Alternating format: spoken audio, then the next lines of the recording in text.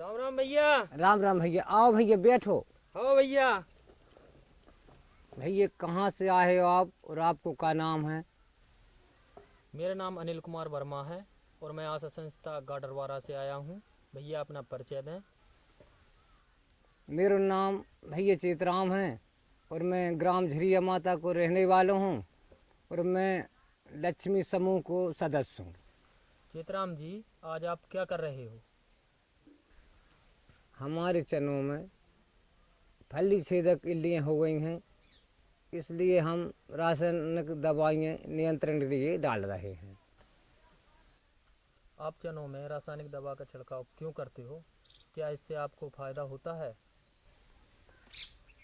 हम रासायनिक दवाई को प्रयोग इसलिए करते हैं कि हमारी फलियाँ और फसल सुरक्षित हो जाती है और इल्लियाँ मर जाती हैं। फली छेदक इल्लियाँ किस तरह नुकसान पहुँचाती हैं?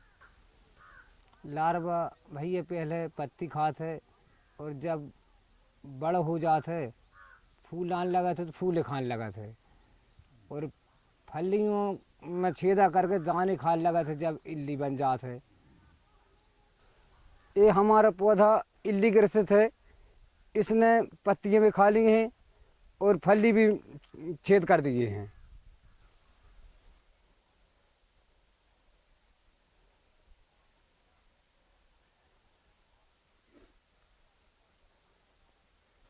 आप हमें ये बताएं, फली छेदक इल्लियों से अपने कितना नुकसान होता है? इल्लियाँ जो दानों खाली थे खराब कर दिए थे तो बस हमें उत्पादन में 40 से 50% नुकसान हो जाता है। आप रासायनिक दवा का कैसे इस्तेमाल करते हो? हम रासायनिक दवाई को घोल बनाकर पंप से छिड़काव करते हैं। हमें एक पंप रासायनिक घोल बनाने के लिए कौन कौन सी सामग्री की आवश्यकता पड़ती है? पहले तो भैया हमें 15 लीटर पानी की ज़रूरत पड़ती है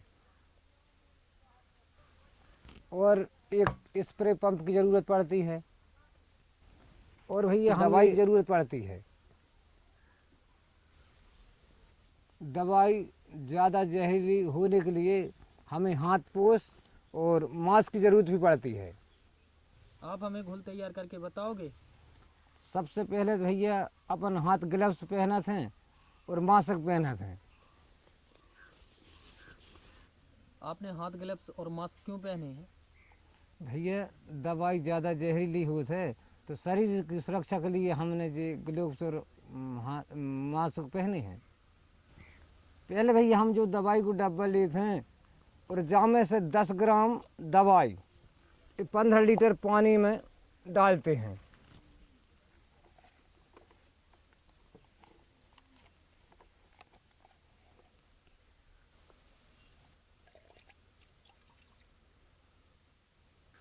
इसके बाद हम इस दवाई को अच्छी तरह लकड़ी से मिला लेते हैं।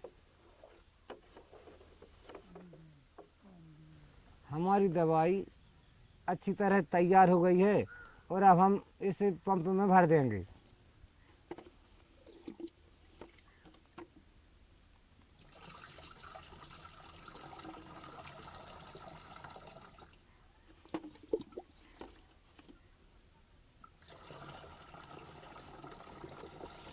घोल बनाते समय व उसका छिड़काव करते समय हमें क्या क्या सावधानी रखनी चाहिए?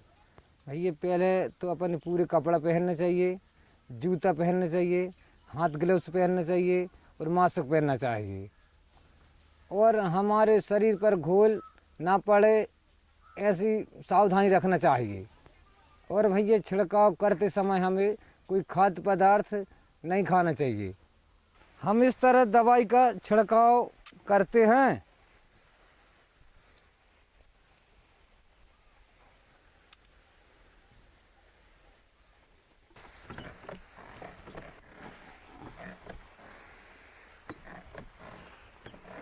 और हमें यह ध्यान रखना चाहिए कि दवाई का छिड़काव हवा की बहाव की तरफ करना चाहिए। हम दवाई हवा के बहाव के साथ डालते हैं तो दवाई हमारे शरीर पर नहीं पड़ती। हमें इस घोल के 8 से 10 पंप दवाई एक एकड़ में लगती है। आज आपने रासायनिक दवा का छिड़काव किया है, इससे आपको क्या क्या फ़ायदे हैं? हमें इससे यह फ़ायदा है कि फली छेदक इल्लियों से हमें बचाव होता है। और भैया इल्लियों के नियंत्रण से पौधा सुरक्षित और फल भी सुरक्षित होते हैं, और पौधे और फलियाँ सुरक्षित रहती हैं तो हमें इनसे ज़्यादा उत्पादन मिलता है। आज आपने हमें फली छेदक इल्लियों के नियंत्रण के बारे में बताया। इसके विषय में हमारे किसान भाइयों को आप क्या संदेश देना चाहते हो? सभी किसान भाइयों को मेरा राम राम। और मैं यही बताना चाहता हूँ कि आप इस विधि का उपयोग पूरी सावधानी से करें, इल्लियों से फसल बचाएं और उत्पादन ज़्यादा से ज़्यादा लें।